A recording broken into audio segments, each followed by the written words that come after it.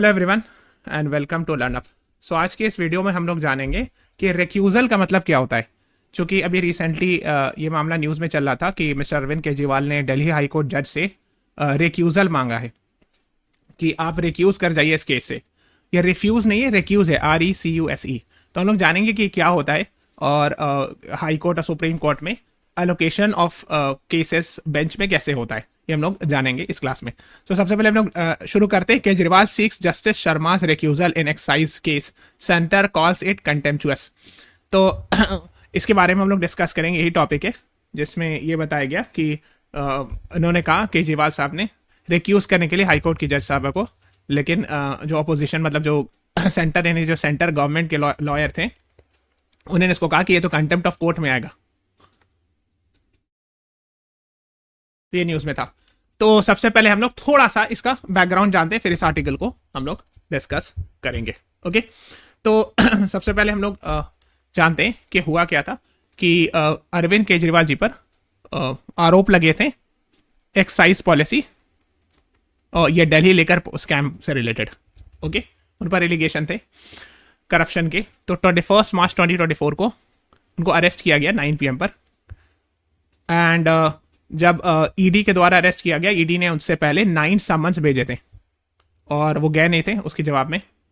उसके बाद ईडी ने उनको अरेस्ट कर लिया था और फर्स्ट सेटिंग चीफ मिनिस्टर थे जिनको अरेस्ट किया गया था। उसके बाद अरेस्ट करने के बाद भी उन्होंने रिजाइन नहीं दिया था, जेल से वो सरकार चला रहे थे और कोई ऐसा लीगल प्रोविजन नहीं है कि एक अंडर ट्रायल है, चूंकि अभी प्रूव नहीं हुए थे गिल्टी, सो अंडर ट्रायल को रिजाइन करना पड़े अगर वो किसी मिनिस्टर या चीफ मिनिस्टर के पद पर है। उसके बाद अब 138 अमेंडमेंट की बात कही जा रही थी, जिसमें यह कहा जा रहा था कि अगर 30 डेज के अंदर मिनिस्टर या चीफ मिनिस्टर है तो उनको रिजाइन करना पड़ेगा या 31st डे अपने आप ऑटोमेटिकली सीट लूज हो जाएंगे। बट उससे पहले अंडर ट्रायल को अलाउड था कि वो चीफ मिनिस्टर की तरह even if the person is inside the jail वो काम कर सकते हैं एज अ चीफ मिनिस्टर। फिर बाद में 10 मई 2024 को से लेकर 1 जून 2024 तक उनको इंटरिम यानी टेम्परेरी बेल दिया गया। फिर फाइनली 2 जून को वापस जेल के अंदर चले गए। फिर बाद में दिल्ली ट्रायल को granted bail to Kejriwal on 20 June. So बाद में 20 जून है ना 20 जून को दिल्ली ट्रायल कोर्ट ने केजरीवाल को बेल दे दिया, जिसको बाद में स्टे लगा दिया गया दिल्ली हाईकोर्ट के द्वारा 21 जून को नेक्स्ट डे। और केजरीवाल को कई बार क्वेश्चन किया गया है ना। एंड 26 जून 2024 को CBI के द्वारा भी अरेस्ट किया गया। ये सब मामला हुआ। खैर फाइनली क्या हुआ कि 6 अभी रिसेंटली फरवरी के लास्ट वीक की बात है, ये न्यूज में था कि दिल्ली एक्साइज पॉलिसी केस में राउज एवेन्यू कोर्ट, जो कि डिस्ट्रिक्ट लेवल कोर्ट है ना, सो आपको पता होगा एक डिस्ट्रिक्ट लेवल कोर्ट होता है, उसके ऊपर हाई कोर्ट्स होते हैं और फिर उसके ऊपर सुप्रीम कोर्ट होता है ना।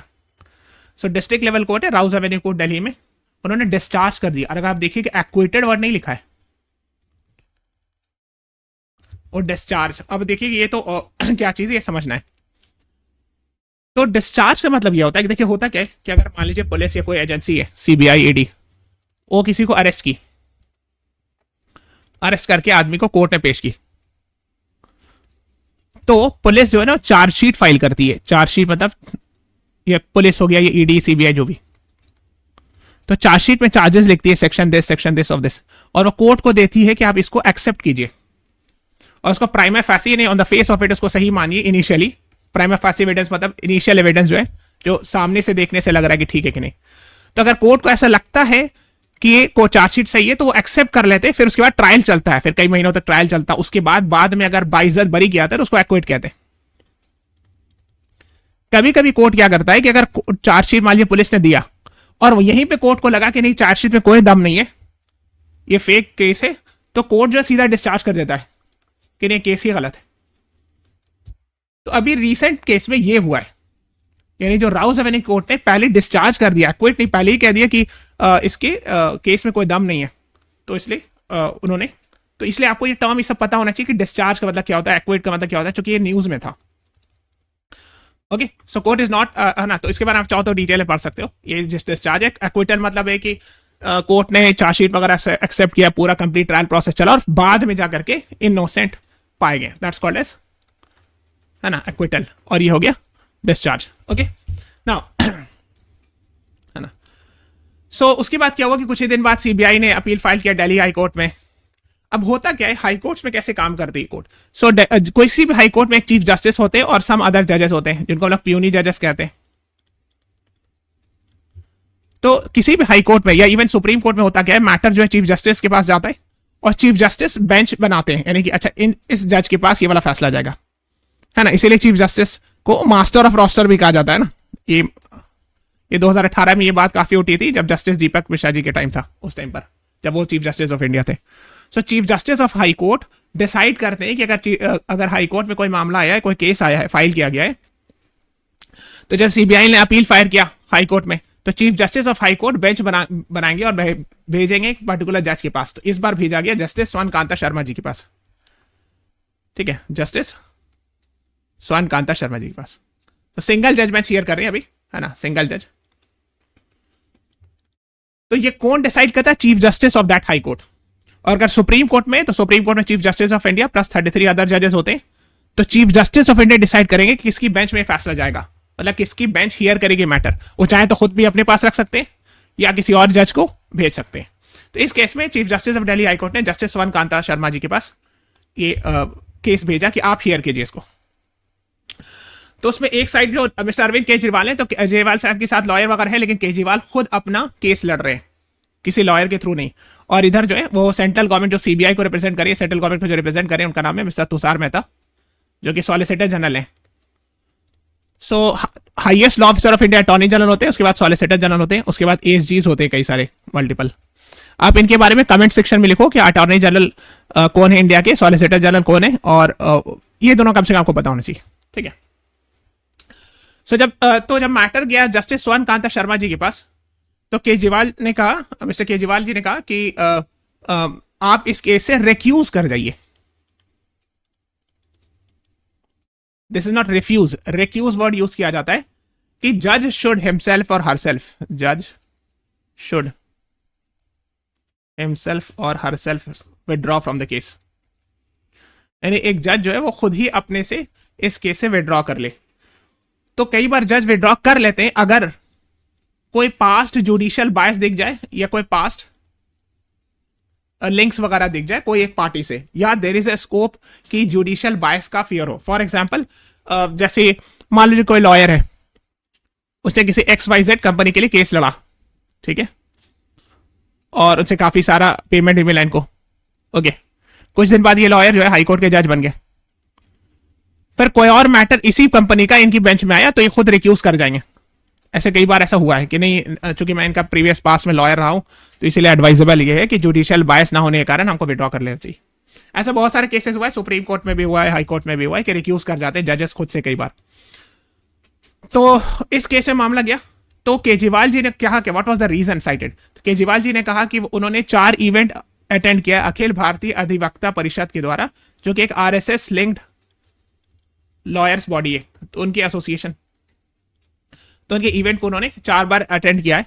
तो इसीलिए वो अकॉर्डिंग टू केजरीवाल कि इससे बायसनेस हो सकता है और वो जज जो है वो न्यूट्रल नहीं हो मेरे हियरिंग के लिए। तो फिर सेंट्रल गवर्नमेंट के जो लॉयर थे तुषार मेहता, उन्होंने कहा कि नहीं ये तो कंटेम्प्चुअस है, इन पर इल्जाम लगाया जा रहा है बायस होने का एटसेट्रा एंड ऑल, ठीक है। तो ये दोनों कॉन्सेप्ट आपको पता होना चाहिए। तो ये मिस्टर केजरीवाल ने कहा अखिल भारतीय अधिवक्ता परिषद, which is the lawyers body of BJP and RSS link. तो उन्होंने कहा कि पॉलिटिकल कॉज है, पॉलिटिकल केस है, इसलिए आप इससे विड्रॉ कर लीजिए या रिक्यूज कर जाइए इस केस से, ओके।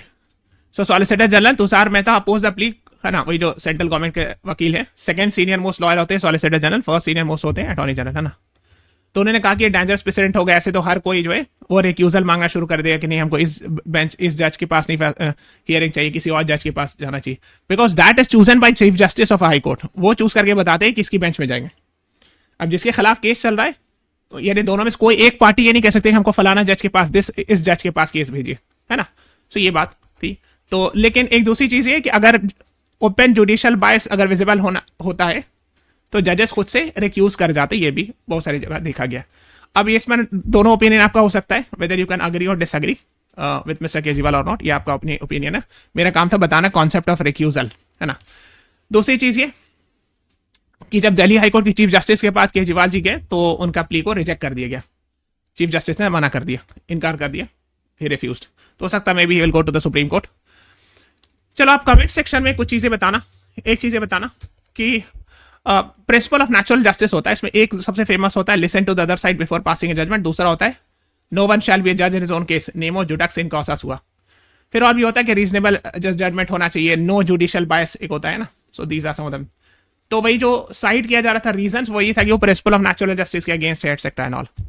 फिर कुछ लोगों ने और भी बहुत सारी चीज़ कही कि जस्टिस वन कांता शर्मा के चिल्ड्रन जो हैं वो they are impanel lawyer in the government etcetera.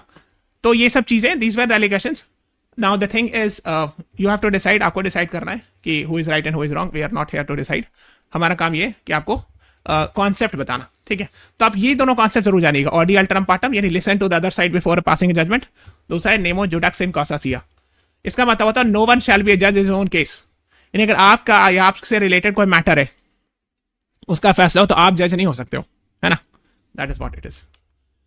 So we are stopping this class here. आप चैनल को सब्सक्राइब करते रहो, will keep on putting such videos for you. Thank you everyone, thanks for watching, have a nice day.